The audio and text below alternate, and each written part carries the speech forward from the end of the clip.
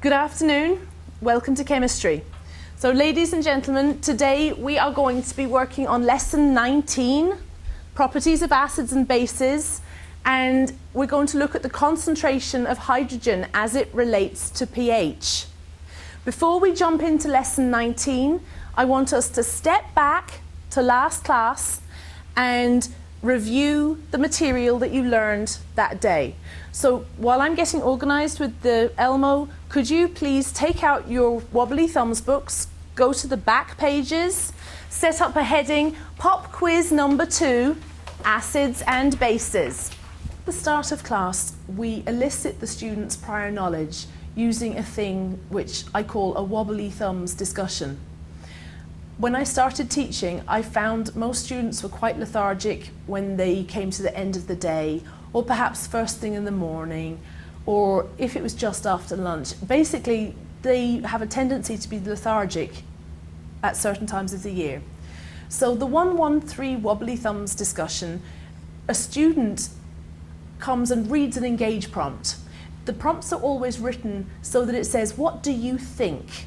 And I teach students that in this room, if it asks you, what do you think? There are only correct answers because the question asked you, what's in your head? Share that. In chemistry, you can be thinking something that is not mainstream, but you could have the right answer. So that's why we call them theories. We have a hypothesis, we test them if you can get evidence, and you can sometimes have two competing theories which both make sense, and nobody knows which one is the right one to go for. So with wobbly thumbs, you have a non-threatening environment to share what you think might be the answer. So whether you're a high-flying student or a student who is really working very hard to understand things, you can say your idea. So the key vocabulary from last class was this word, dissociation. So who can recap for us in a very short sentence what it means to dissociate? Please show me your hands. I see one hand. I see two hands. Excellent. Kiera, please go ahead. Okay, so in chemistry, dissociation means when molecules break apart to increase the hydrogen concentration. Excellent. Thank you very much. Does anybody have anything they want to add to that description? Okay, I want you to think about when the molecule or when the compound dissociates, what is it breaking into? Please show me your hands. Excellent. Zaina, go ahead. Cations and anions? Absolutely. Well done. Can you give us an example of a cation and an anion, please? How do you know it's a cation? A cation has a little plus side at the side, which is hydrogen. Yes, hydrogen, good example. And an anion has a negative sign next to it. Chlorine. Chloride, yes, perfect example. Thank you very much, Zaina. Okay, ladies and gentlemen, so we've recapped what dissociation means, and we were discussing about strong acids and strong bases and weak acids and weak bases. So we're going to move forwards. Oop, where's he gone? There he is. We're going to move forwards now to the engage. So thinking back to the engage that we did last class, we had 4 clear colourless solutions. You predicted which ones would conduct electricity, and then we tested it. So who remembers which of these conducted, and do you remember why they conducted? Please show me your hands.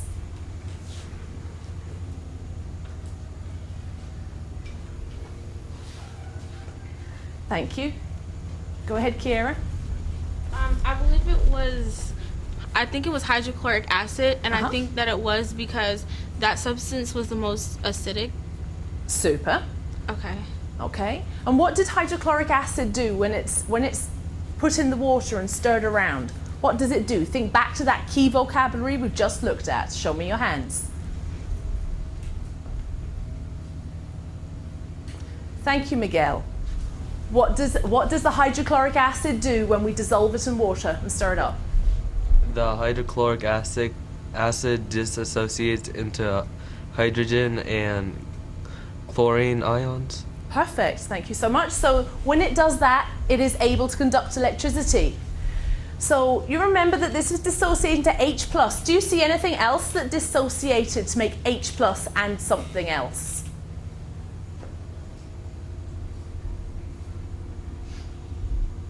Thank you, Andrew.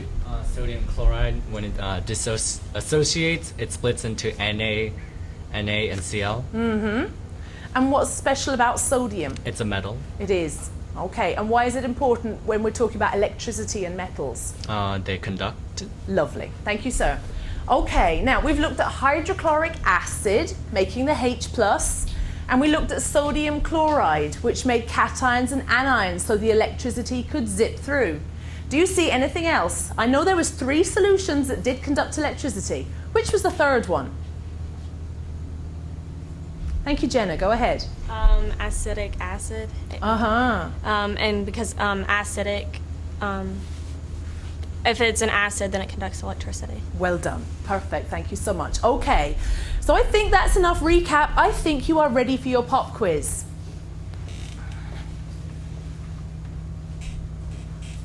Which of these substances do you expect will conduct electricity? Hydrocyanic acid, magnesium hydroxide, or methanol? And just before we move on, I want you to look at this. We know that if it's an acid, it's dissociating to make H+. Does anybody remember what this little polyatomic ion is? I see one hand, I see 2 hands. Nakia, please tell us. Cyanide. Well done. So we've got a cyanide polyatomic anion there. Okay, you have just 2 minutes to write your best answer. We're grading in smileys today. At the start of class today, we did a pop quiz, which they should have been able to do wonderfully if they had done their homework and done their reading. And we graded in smiley faces. If you didn't make a significant number of smiley faces, in other words, if you didn't actually make 75%, I'm encouraging you to come to tutoring. We don't call it tutoring, we call it Chemistry Investment Club. And the key is you're investing in your future. And we go over the tricky parts. And it's absolutely fine to bring your homework with you and say, hey, I was doing this, but I don't understand, and I can't get the right answer. Everything is permitted in Chemistry Lunch Club when it comes to the homeworks. So the reason we're grading in smiley faces is because I put this in the grade book, but it's a non-calculated grade. The children are going to be taking responsibility for their learning. And if we do a pop quiz that they can score 0 out of 2 and forget about it, that's a problem.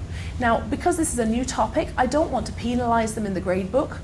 It should be something that the child can say, gee, I did that reading, I did that homework, but I didn't understand. What can I do to fix that? So to create accountability, so there's a track record, I'm putting pop quizzes in the grade book with the kind of the 0% thing on course. So the child can see that they made 50%. They were invited to attend tutoring. And the option is, if you prefer to not attend tutoring, it's your responsibility to go back and find alternative ways to understand the material. So if you could please finish your sentence and switch pens to your grading pen.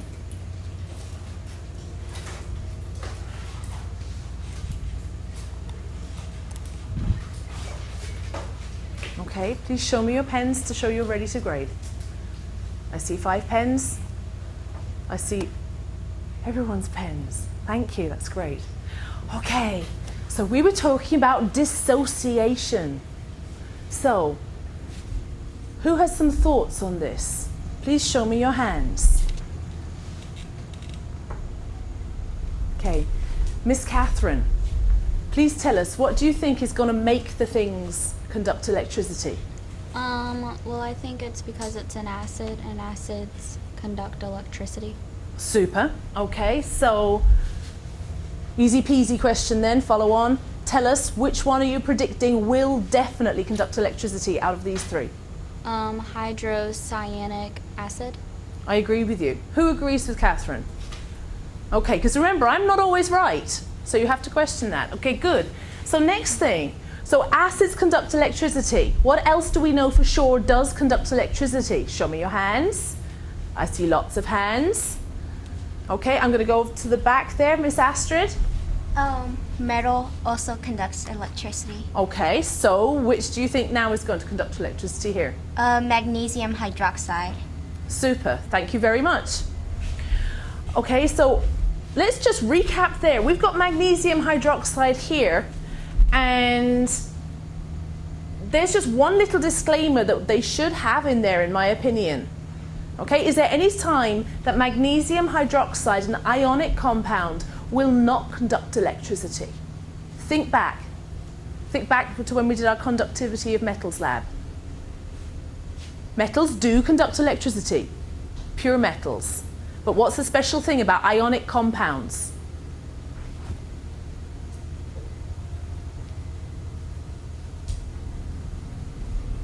Mr. Andrew, go ahead. They'll only conduct electricity when they're dissolved in aqueous. Bingo. Thank you, sir. So really it should say here, it should say aqueous, shouldn't it? So if you didn't get magnesium hydroxide because you were thinking about the solid state, okay, fair enough. Now methanol. As I was walking around checking your books, you're kind of going, you're not so sure.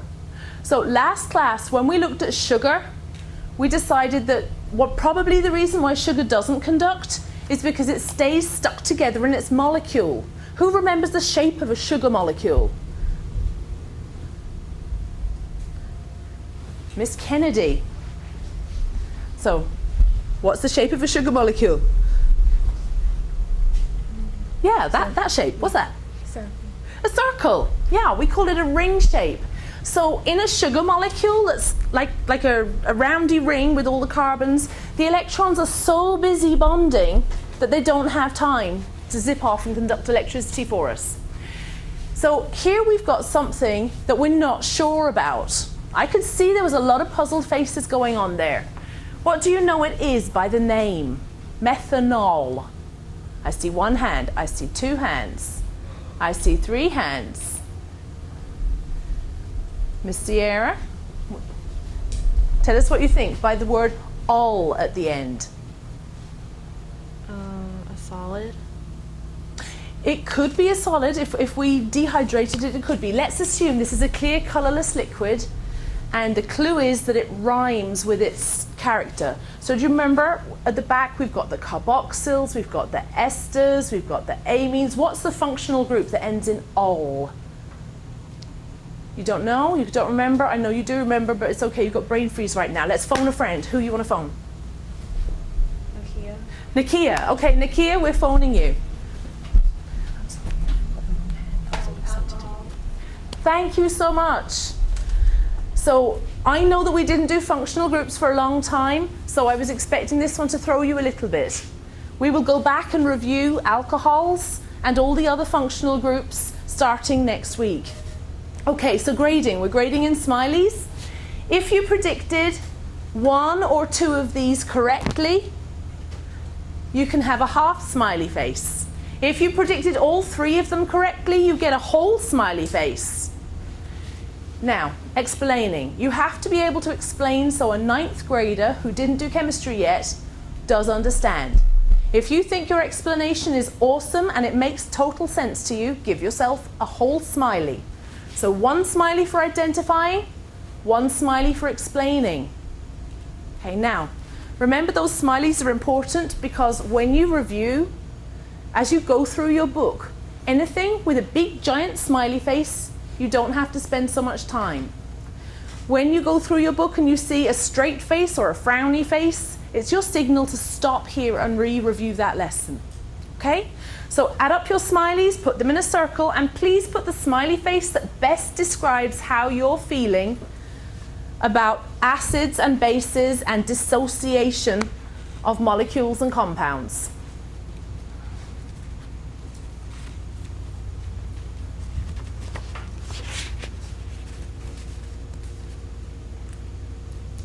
Okay, so at this stage, we're getting ready to move into the main part of the lesson. So let's turn on the lights and move him. And let's take a look and see what are we going to be doing for our lesson 19. Okay, so we'll start off with our wobbly thumbs discussion. And Jenna has volunteered to run wobbly thumbs for us today. And we're going to be looking at our essential question, which is, how is pH related to the acid or base concentration of a solution? After the discussion, we're going to have an exploration. So part explore and part lab. You can see here we're working in lab groups of 3 or 4 people, and it is imperative that you wear goggles for part 2 when you're doing the testing. Now, what do I mean by the word imperative? Please show me your hands. Thank you, Nicole. It's important. Yes, how important? Really important. Okay, after that we'll have our explain and elaborate. Please make sure that you're taking notes someplace where you're going to be able to find them. So if you want to take notes on a piece of paper that you've already got the heading up there, that'd be great. Alternatively, your lesson 19 sheet, you can turn it sideways and write in the margin. Remember that tonight, to extend your learning from today and make sure that you've got all the concepts underhand, make sure you read your lesson 19. Okay, we went over homework for this week last class. I won't go into it in detail. I'll just remind you again, we have the pop quiz next week on balancing equations as the review. And this is the lesson 19 from that homework you wrote down last class, 17, 18, 19. So, I know what I meant to say to you. There's a very funny symbol in the heading of today's lesson. This chap. Okay, so these square brackets are used by chemists. We're very fond of making things short. And when you see this symbol with the square brackets, it means the concentration of blank, whatever's inside the square bracket. So concentration of hydrogen ions in the solution. Go, so I know you understand. Okay, good. All right, so there's key vocabulary up here. And you know what? I think it's important to review this concept before we do the engage. And Jenna, then it's your turn, okay? So you remember from a long, long time ago that MOL is short for mole. And a mole is an Avogadro's number of something. Okay, so we can have an Avogadro's number of elephants, an Avogadro's number of apples, an Avogadro's number of oxygen atoms. How many is an Avogadro's number of something? I see 1 hand. I see 2 hands. I see 3 hands. I'd love to see more hands. Remember, we've got ask me or don't ask me. And if you don't put your hand up, it means I need to explain the question or repeat the question a different way. Okay, I'm going to ask Shauna. Wow, could you say that louder, please? I don't think the people at the far side heard you. 62 sextillion.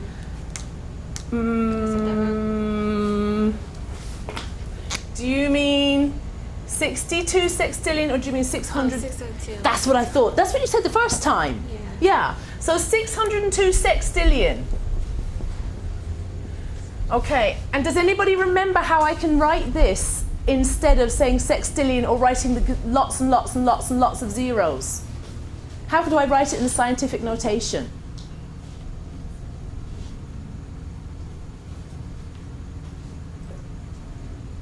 Miss Nakia, please go ahead. I think it's 6.02 times 10 to the 23.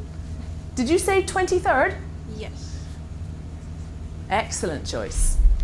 Okay, so why is that important? Why are we reviewing that little part? It's because when we're looking at those solutions, M is a chemist's symbol for molarity. In other words, the concentration. So when you see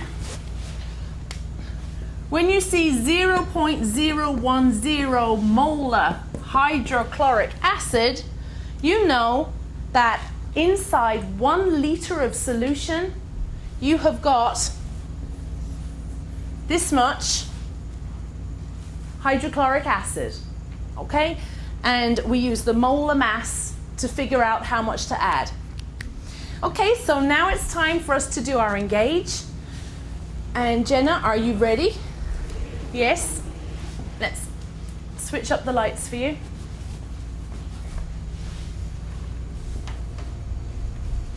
Oh, hang on, I got one reminder.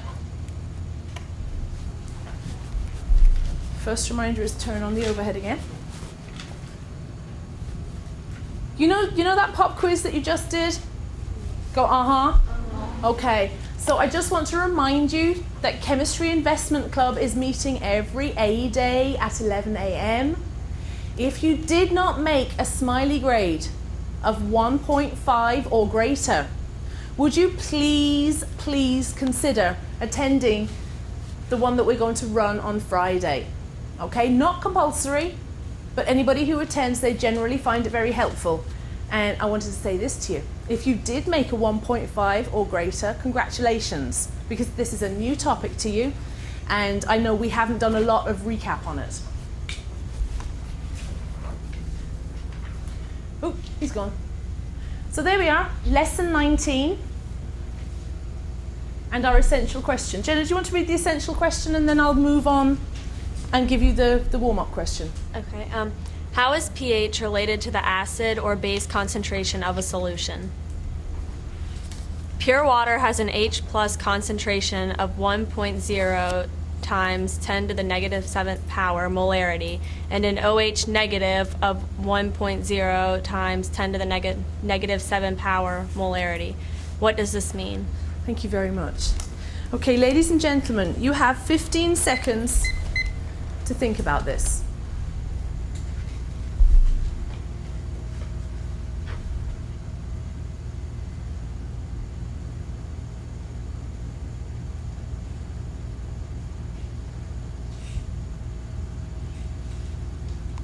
Okay, now please could you share your thoughts with your elbow partners? You have 45 seconds.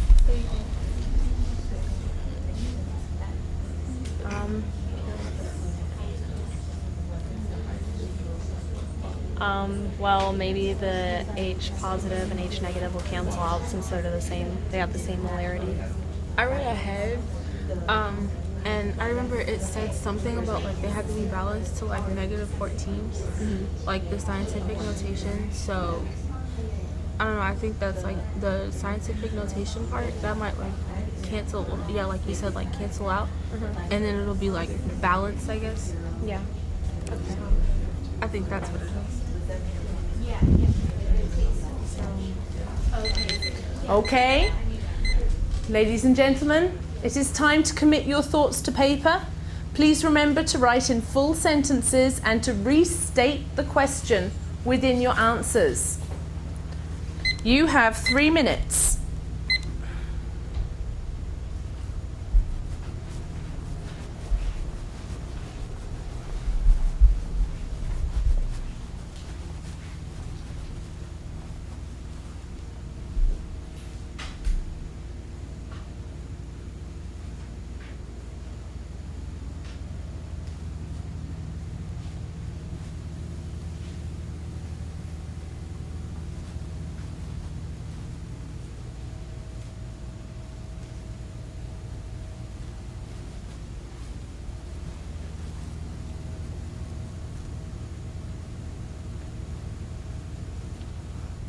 Pure water has an H plus concentration of 1 times 10 to the negative 7th power molarity, and an OH negative of 1 times 10 to the negative 7th power molarity. What does this mean? Show me your hands, please.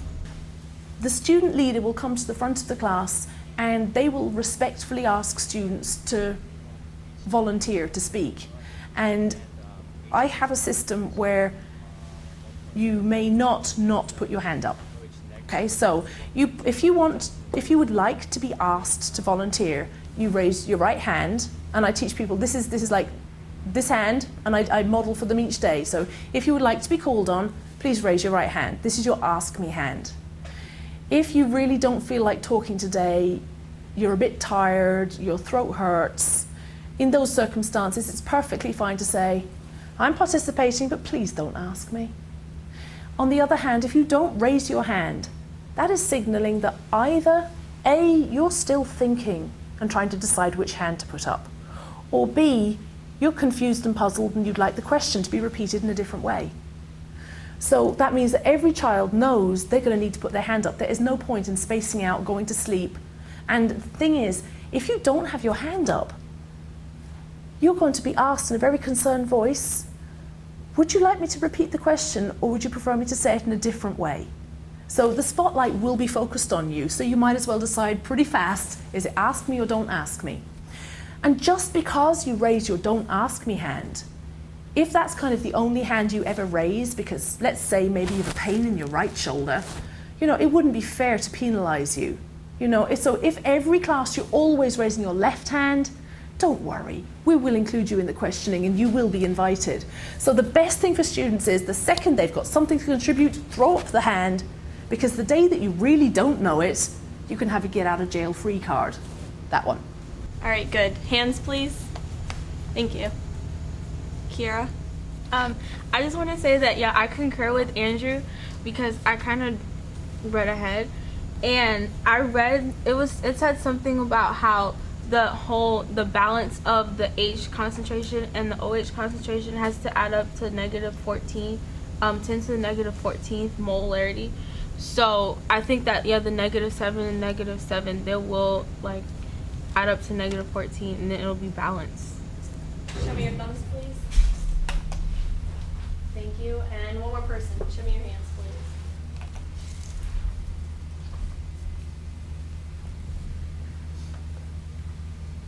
Does anyone concur? Okay, good. Thank you. Okay, so we've just looked at the Engage where it was explaining that pure water has H plus ions and it also has OH negative ions. And I thought it would be a good idea for us to stop and think for a moment and let you figure out, why have we got those ions going on? So this is a process called the auto-ionization of water. It doesn't happen very much. And if you look at that concentration, look back at the concentration again, it says H plus concentration of 1.0 times 10 to the -7. Now, if each one of those H pluses was $1, and somebody said that they would give you 1.0 times 10 to the -$7, would you be very excited? No. Why not? It's not even a penny, it's tiny. So that's a really, really small amount. Go, so I know you're understanding. Okay, so it does happen, but it doesn't happen very often. Okay, it's a bit like true love. So you know that if you were dating someone, you might see somebody really cute the other side of the room, but you're in a committed relationship, so that's no good. Go, So it's just like that for those water molecules. You'll remember that you have got these little dipoles, okay, with the polarity in the water molecule. You've got your delta positive and your delta negative, and you know that those hydrogens are kind of attracted to the oxygen and vice versa, don't you? Yeah. But you see, they're kind of all bonded. They're a bit busy being bonded. But just in the same way that for you to start a new relationship with somebody, you have to interface with them. You guys, you can use Facebook, you can use texting. What do those poor old molecules have to use? Real-time communication. Yeah, they've got to be face-to-face in the same space, and they have to bump together in the correct orientation. It's like if you were dating somebody and you went off to a party with your partner and you met that cute person, it's no good. You're occupied, aren't you? Yeah, but if you were single again, then it would be fine for you to be dating the other person. So it's kind of like this a little bit. We have here two water molecules in perfect orientation. You can see here it's lined up, absolutely gorgeous. And what happens is, you know that when there's any kind of trouble going on, who's involved? Bad boy hydrogen, and here it is. You can see that as the water molecules pass each other, this little hydrogen, the attraction was too strong, couldn't resist. And we've ended up with this very strange species. And we call it a hydronium ion. Better write in there, ion. And a hydroxyl ion. So this is our very strange, funky thing, and we put a plus sign to show we've added the proton. And you'll remember from last class, you were reading about the proton theories of Arrhenius. So we write him like this, and here's our hydroxyl ion. Now, this is the pure chemistry way of writing it. But sometimes when you talk to people who are just starting in chemistry, they're not so comfortable with this. Okay, for a start, it's breaking at least one rule. Can anybody think of a rule that this molecule is breaking right now? Show me your hands. I find that students pay attention when you can relate something directly to their lives. And when we're talking about molecules, they're very abstract things. They're really tiny. We can't see them. So I personify, and we talk about positive cations being very happy and running to the head of the lunch line. So when you write an ionic compound, you put the positive happy thing at the front. Sometimes you have issues with atoms not behaving in the classic "this is how it happens" way.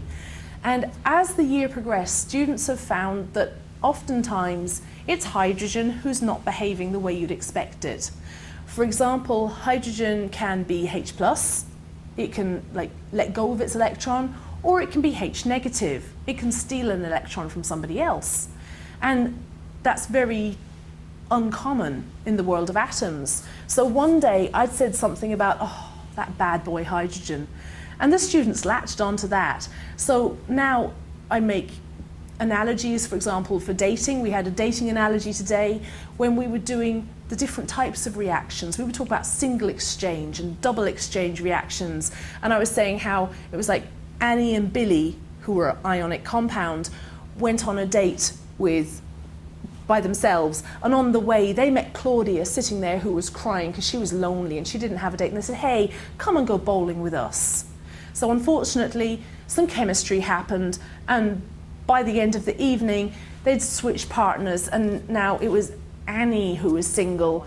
So when you relate it to their lives and you personify the atoms and give them human qualities, it's maybe not something that you do in a university classical chemistry course, but it engages the students, and they can also identify the concepts. But they can identify with what's going on for those atoms, and it stays in their head. Okay, Miss Zaina, go ahead. Which rule is it breaking? The honk rule. And what's that in connection with? H stands for hydrogen, and it can bond once. O stands for oxygen, and it can only bond twice. N stands for nitrogen, it can bond 3 times. C stands for carbon, it can bond 4 times. Super. Thank you so much. Well remembered. So what's going on here? Why is it breaking the rule? What's the problem? Because hydrogen's only bonding once. Thank you, Miguel. What's the problem here? That oxygen is bonding 3 times even though it can only bond twice. Exactly. So we know there's trouble when there's hydrogens going around. So because a lot of people would be very uncomfortable with this, when chemists are writing it, we write it a special way so that everybody else is comfortable. Okay? I want you to remember that this is the real thing. It's called a hydronium ion, but so that if you're talking to somebody in 9th grade or a biology person, okay, you have to write it like this. So when you see H+ inside square brackets, we're actually talking about the concentration of hydronium ions. But what they're saying is, look, let's ignore the actual water molecule. Let's just say this is bad boy hydrogen. Okay? Because that's much easier for most people to remember. They think of one water molecule splitting in pieces. Okay, but you remember it doesn't happen quite like that. Okay, because you're real chemists. Nod your head and go, uh-huh. Good.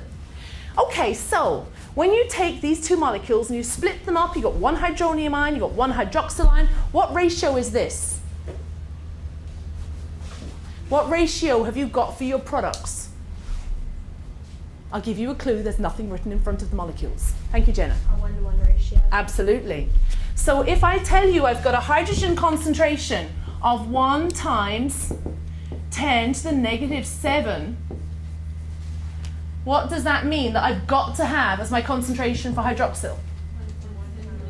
Mm-hmm. Oops.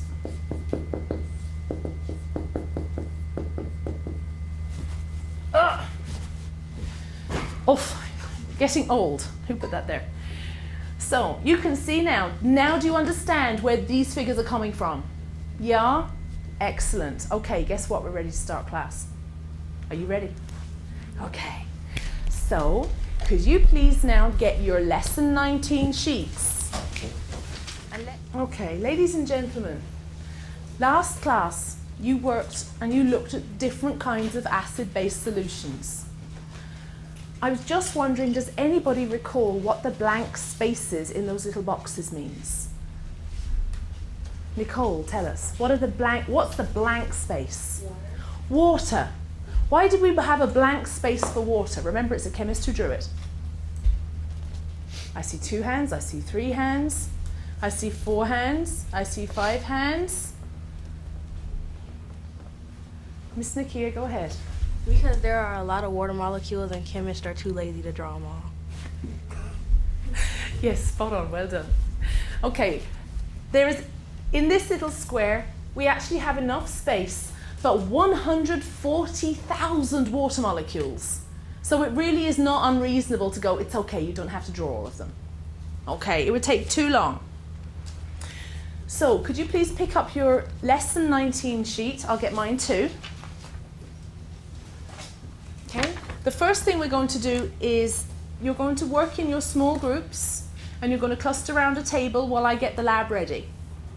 Okay, and I'll give you back the cards and I'll give you the traffic light cards, so if you need me you can wave red to me. Okay, so now what we're going to do is I'm going to ask you to get into small groups of 3 or 4 people, and could I ask you to avoid using the back tables? So please do not use the back row, and please do not use the front row of these 2 places. Okay, but other than that you can use the rest of the room. Okay, so could you organize yourselves now? You need to take your lesson 19 sheet with you and also your hydrogen concentration handout. And your goggles.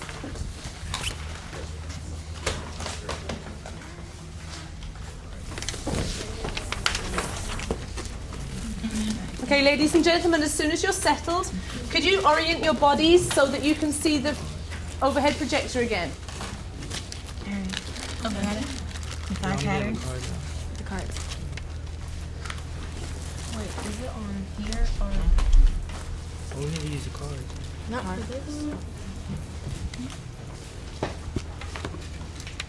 Okay, could I please have a volunteer to read out our aims and objectives for this activity, please?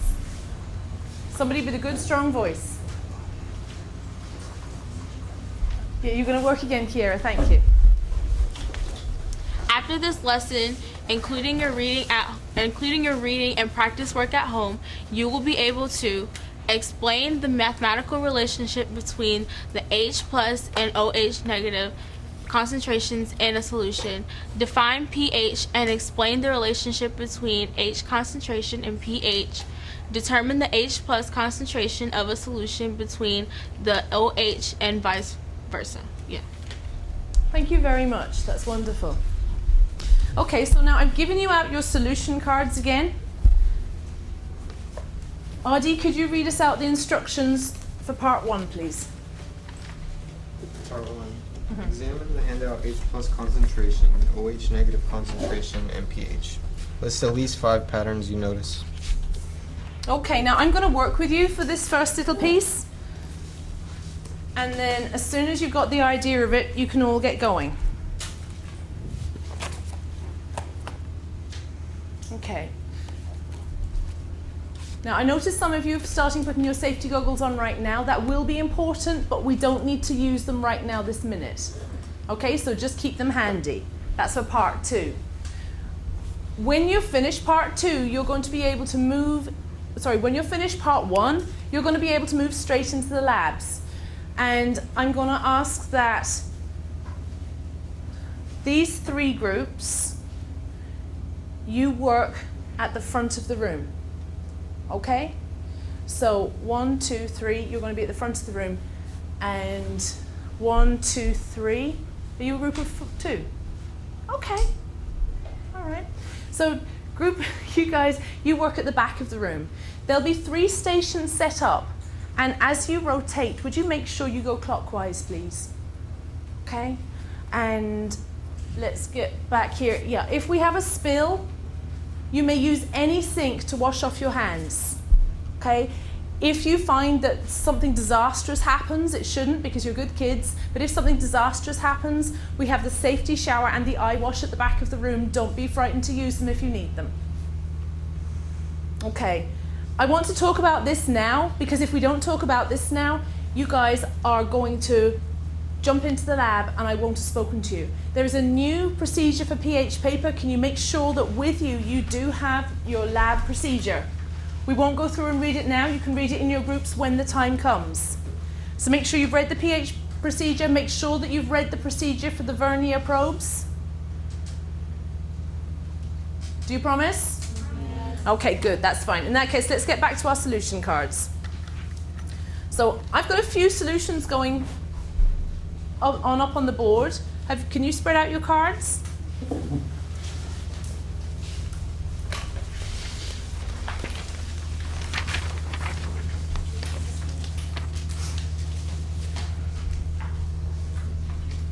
Okay, everybody has a pack of cards.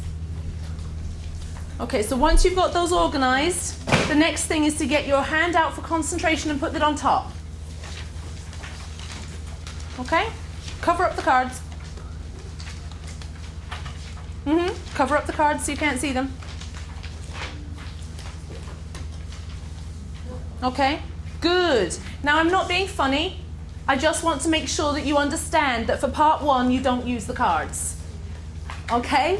Part 1, just focus on the handout. Go have a look at the table and see the information that you can find from this.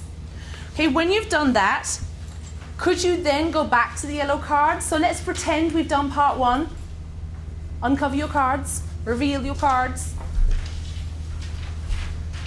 Okay, and it's asking you it's asking you to arrange them in order of decreasing H+ concentration, and I just wanted to visit that word before I let you to your own devices. Okay, what's the opposite of decreasing? Increasing. Okay, so what does increasing mean? Getting greater. So what does decreasing have to mean? Getting lower. Okay, so if you could pick any card out of all those cards, which one would have the most H+?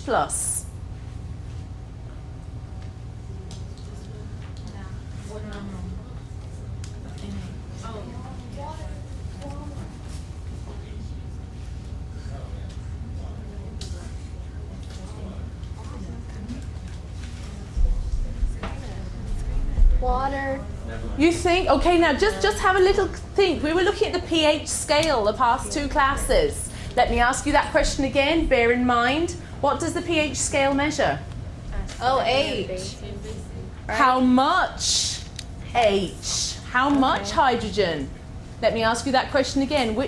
So where is somebody? I heard the word water. Where is water coming in the pH scale? At the 7. center. Whereabouts is that in the pH scale? Middle. Smack in the middle. Oh, so so clearly it can't be water, even though water is an obvious choice because it's full of H's and O's all tied together. Hydrochloric acid. Excellent. But you've got 3 kinds of hydrochloric acid. Which one? The first 3. This one. 0.10, 0.010. Why do you think? Yeah. Why do you think? You're telling me. I'm not agreeing or disagreeing. I'm asking you to justify. Because it has a very low pH. Aha, I hear a key word. Can we go over to this group, please? Could you say that louder? It has the most moles. Exactly. It's got the most stuff dissolved in just 1 litre of water. Okay, ladies and gents, there is not a lot of time in our classes. Please look at the clock. Please be sure that in just 5 minutes you move yourselves on to looking at part 2, which is predicting the pH. See this cute handout, the one you put in your name on the top? This is what you need to be using when you are looking at part 2. Okay, so use the handout and the cards for part 2. Okay, on your marks. Oh, are there any questions? No. If you need me, flag red. Okay? Does everybody have a set of traffic light cards? No? Oh, I'll bring you traffic light cards. Set your traffic, if you have them, set your traffic light cards how you're feeling so I know where I need to stop by. Okay, on your marks, get set, you may go. I said all the ones with 7.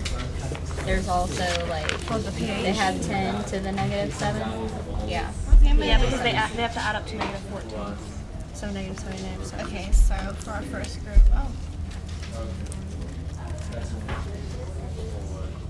Thank you. You're welcome. Okay. Have 1.0 times 10 to -7 moles. The hydrochloric acid moves from being neutral to acidic, and then the NaOH moves from being neutral to base.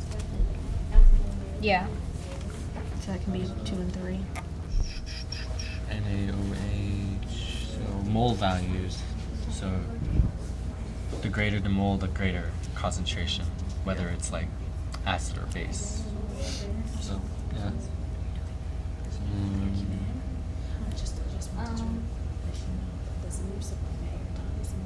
you about with the NaOH. It moves from a neutral to basic. Y'all see that the pH goes from 7 to 14, and this one moves from neutral to acid. Yeah. Okay, so And then also as you go down, these get smaller because the more negative, the smaller it gets.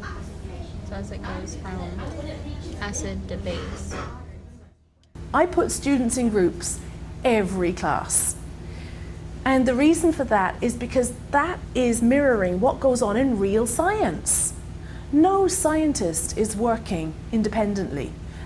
So I want my students to be used to sharing scientific thoughts to each other. Also, research shows that we retain 90% of what we teach.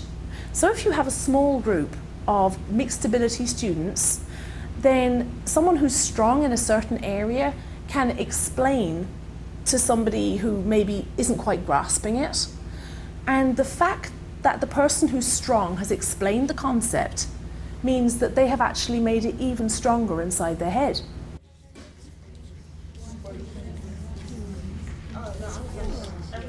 We'll just do the chart. Okay.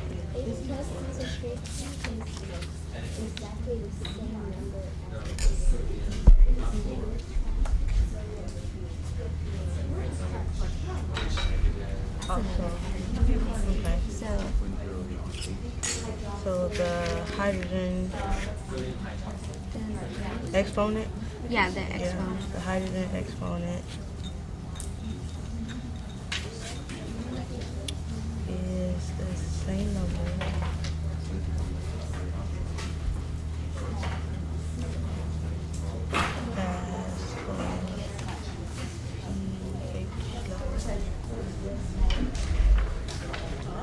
Exactly. Now that's a tricky baby. He's not doing anything. Okay? So he's neutral because there is no cation or anion. You're only looking at 1 times 10 to the -7 hydrogens and 1 times 10 to the -7 hydroxyls. So that's neutral because you're only looking at the cations and anions that balance each other out in the water for this chap. So it's just with water? Yeah, it's the same. We predicted last class that these kind of solutions would be neutral. I kept wondering what the heck was wrong with that. Oh. Well, see, now Zaina, whenever in chemistry, whenever you decide that there's got to be a problem and you're not understanding it, it's usually because other people don't have the theory or the answer is so basic that you think to yourself, well, it can't be that. That's too obvious. You know, you're totally correct. You're not even looking at these. Here we go. Look, he's methanol. He's that alcohol again. Not going to dissociate. All right. Now, so that's the hydrogen sorted out. We've got H pluses going on, and who can find? Now. Yeah, that's tricky. Now, if you'd come to lunch club, we went over the reading for this one, where you can see. Do you see this OH negative? Okay, can we put it down so that Nicole can see it too? Okay, you've got the OH negative. So when you go back and do the reading for lesson 18 this weekend, you're going to read about how Mr. Bromstead and Lowry, they said, well, actually, this ammonia guy, he acts as a base even though he doesn't have any hydroxyl in him. Okay, so whereas the sodium hydroxide is not a base because it's got OH negative, this chap doesn't. But of course you need to remember this is an aqueous solution. So what are you going to pull out of the aqueous solution? Of course. The first one's going to be 2 liters. You look at this one right here. Yeah, see, look, there we go. Just the same as we did earlier after the engage. One water molecule slips past and bad boy hydrogen goes and sticks onto the ammonia molecule, leaving behind. They got these two switched. So because you look, that one's third. That one is third. No, we had it fourth. If you're going to increase the hydroxyl concentration, you're making it more basic. It's basic. Try and separate them first into your acids, neutrals, and bases. That's the way to start, and then go through it and see which is. And I'm gonna give you a key point here. You know you've got all these acetic acids and formic acids and hydrochloric acids. Okay, see the one that says acid. See? Okay, I'm going to give you a clue. Remember that each of these little boxes are the same quantity of water. So if H plus is the cation, and I probably shouldn't tell you this because they'll scream at me for helping you cheat, right? All you've got to do is some counting. Go count how many little grey dots that say H plus. So the more H plus, the more acid. Okay? Yes, darling. You might we kind of have we kind of have an idea of the chart, but then okay, so we know water is going to be in the middle. Yeah. And where did you put all the acids? On this side. That's what I thought. Wouldn't these be the more, but they have lower H concentration. Right. Don't forget now, this is part of your exploration. You're predicting, you're trying to say, okay, well, if it's an acid, it's going to have a pH of, what do we know for sure? What's the range for sure? Lower than 7. Yeah, lower than 7. Okay, so maybe all you can write is lower than 7. What about if you know for sure it's a base? Higher than 7. Okay. And what about the ones that you're not sure if it's an acid or a base? What could you do for that? This is your data table. Nobody's going to come along and grade it. I guess put it in the middle. In the middle. Okay, do that. And could you make a little note by it, put a little star by it and say, not sure about this one? Now, what I will say to you is think back to the engage. We had one solution in the engage that we said wouldn't conduct electricity. We said if it had a metal cation, it does conduct. If it has hydrogen cation, it does conduct. Okay, but, or if it has the OH negative, we know there's electrons zipping around. There was one classification of molecule. Last week we said that sugars weren't conducting electricity. What was the type of molecule today that we said didn't conduct electricity? Wasn't it? Alcohol? It was alcohol. Do you see any alcohols here? Aha! So what do you predict now? Is he going to conduct electricity if he's an alcohol? No. No. So if he doesn't conduct electricity, what does that mean his pH has to be? Because Higher than 7. Maybe neutral. Okay, why do you think maybe neutral? Because it has a balanced concentration of H and OH. He's not dissociating, he's not adding hydrogen, he's not making hydroxyl come out of the water. Okay, if he's not dissociating, there is no electricity going to happen. Okay, and if there's no electricity going on, if it's in pure water, theoretically, if it's in pure water, you should have a pH of 7. Go for it. I see a red thing. You shouldn't stop work just because you're stuck. So I teach students that you need to keep your traffic light card current. When you're working in a small group, you have one set of cards. So that's a red card for, please Mrs. Austin, stop and help us. A yellow card for, we think we've got it, but if you've got time, do check in. And green for, we're busy, we're doing our thing, keep going. Anything that you know for definite is an acid, what should the pH be for that? Below 7. Below 7. Okay, so give me an example of an acidic pH. 4. 4, okay. So are there any things here that you know for sure are going to be less than 7? Nothing. We think it's all these. Okay. These are bases. Okay, so we're good with those ones. What do you know for sure are going to be bases because they're adding hydroxyl? And you can see on the cards that they're adding hydroxyl. Yeah, that one. That one. Okay, and? Sorry. That one. And? Any more OHs going on there? Now, I'm specific. I'm sorry, I wasn't specific enough. I'm looking for a hydroxyl ion, so I'm looking for OH negative. It's only those two. You sure? Might be. Aha. And that one. And that one. Okay.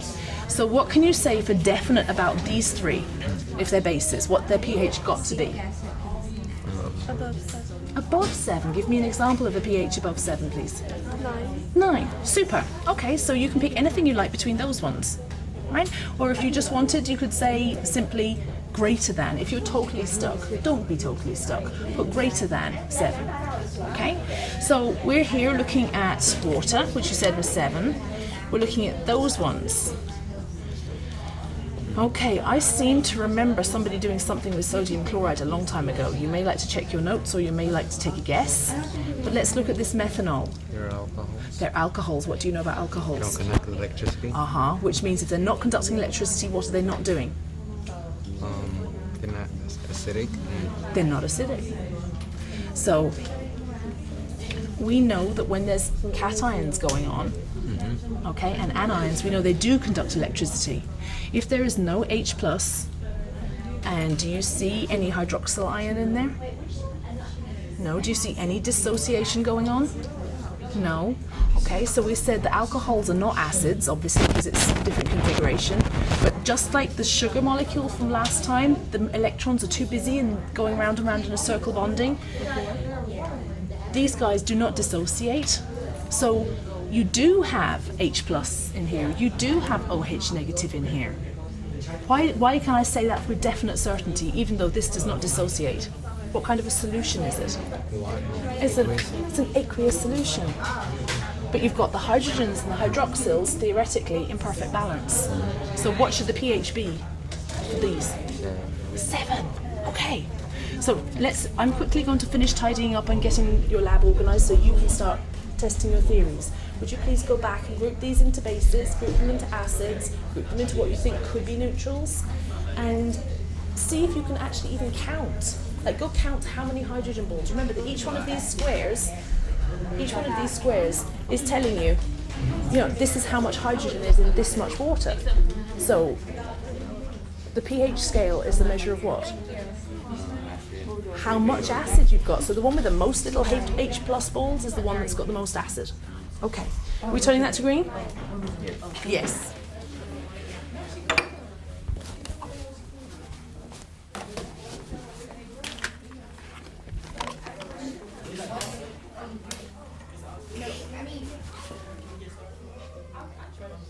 Have you done the table? Have you predicted the pH? Okay, baby, if you could just give me, can you, no, I mean, smiley faces on your hands. Okay, here's the deal. Because I was a little bit nervous, I think I've overrun with the talking. Okay. pH paper test procedure. Tear off approximately 5 centimeters of paper and clip to the end of a clothes.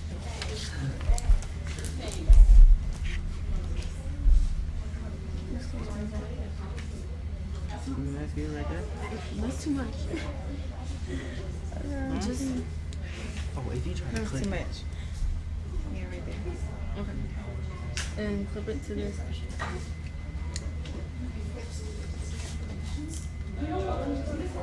We'll take turns like dipping it to test it. We're gonna need more of that. So Dip less than half of the paper strip into the solution and wash your fingers. I'm doing this one first. Yeah.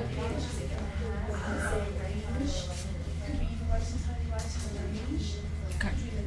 Remove the paper and promptly compare with the color chart to determine the corresponding pH. Alright, it's right here. That's 1. 1 and 2. Yeah, it's like 1 to 2. 1 to 2. I think it's 1 or 2. No, it's 2. It's 2. It's 2. Okay, 2. So we're alone. Yeah, 2 to 3. Very close. Alright. Okay. Wait a minute. Yeah, put that in White's waist cup. Oh wait, this is already done. Hold on, something happened to this. So now we just repeat for every turn.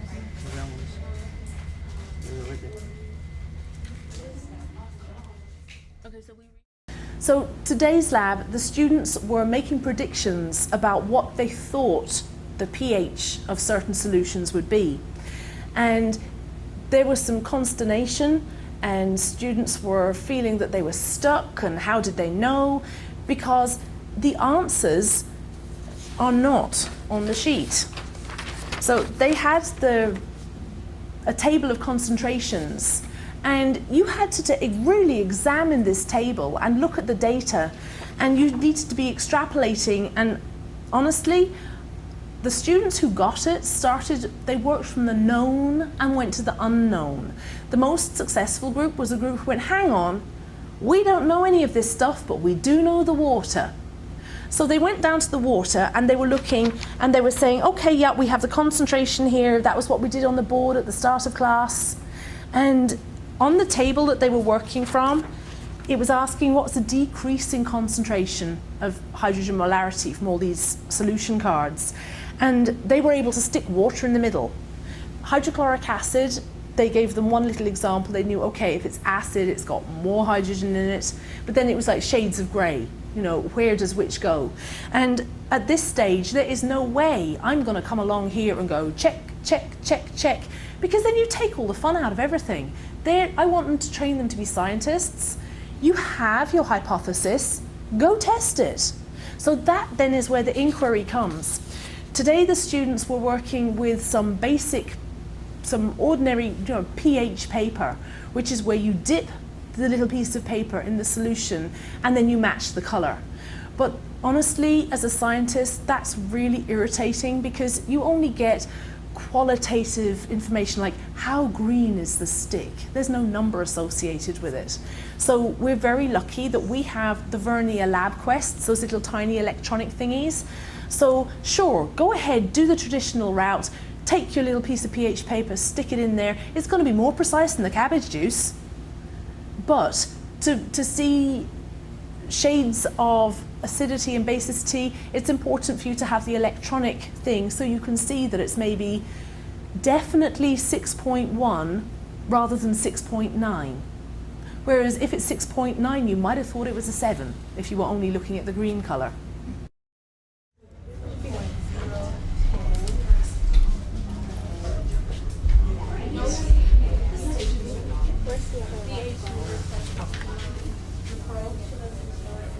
That one's dark too. That's like the.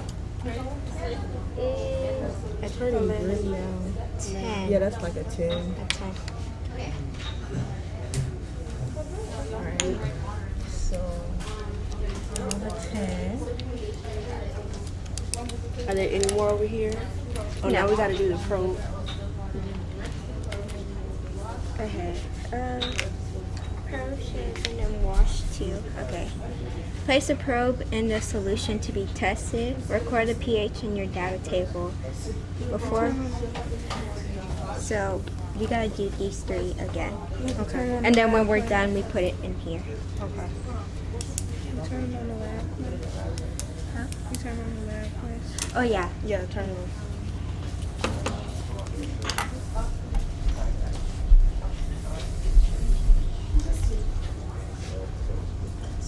We testing the same lab? We have to go around and do the other one.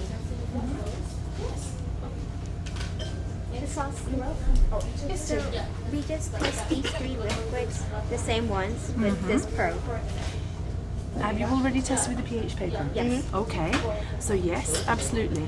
So the solution to be tested are these little beakers, okay?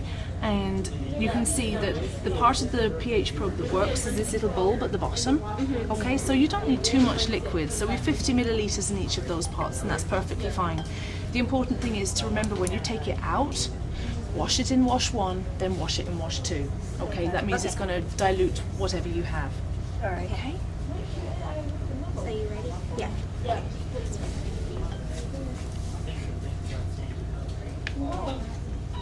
So this is sodium hydroxide.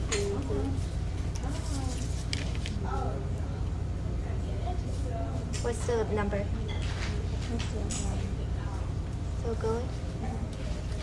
What's that, 11.20? So mostly 11. 11.3.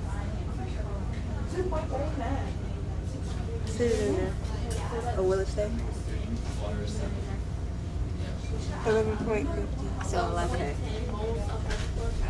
Which one is that? This one? Sodium hydroxide 0.010. Okay.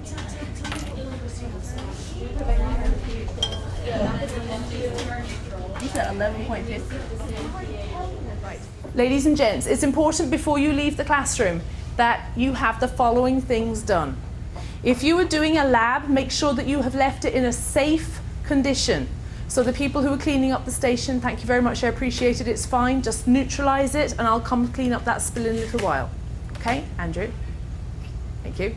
Nobody is going to leave the room unless we have all the special calculators back inside the calculator box. Nicole, could you show everyone where the calculator box is?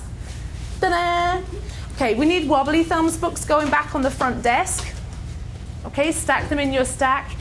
Okay, Shauna, could you please take charge of making sure that you collect everybody's bags with the yellow cards? Thank you. Zaina, could you take charge of collecting the traffic light cards? There's just one per group. Does anybody have any burning questions for me now? Okay, next class, when we come, go exactly back to where you were and pick up where you left off. Okay, please do the reading before I see you again.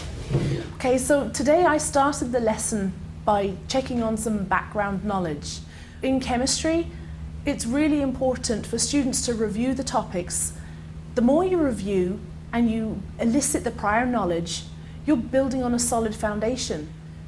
When I first started teaching, I used to think it was important that we run the whole lesson from start to finish in the one block, and then check, done that. And as I become more experienced, I found that it's so much more effective if, even though you plan to run the whole lesson in one day, you need to start off by going back and recapping what we did last class. Okay, so behind me you can see a joke board, and this is something that is brand new this year. Students came in and they were telling each other some jokes, and one student said, you could imagine there was a blank whiteboard at the back of the room ready for the day's engage, and a student said, "Mrs. Austin, I've got a great joke, can I write it on the board?" Because students, give them a whiteboard, give them markers, they are so happy. I said, "Sure, go ahead."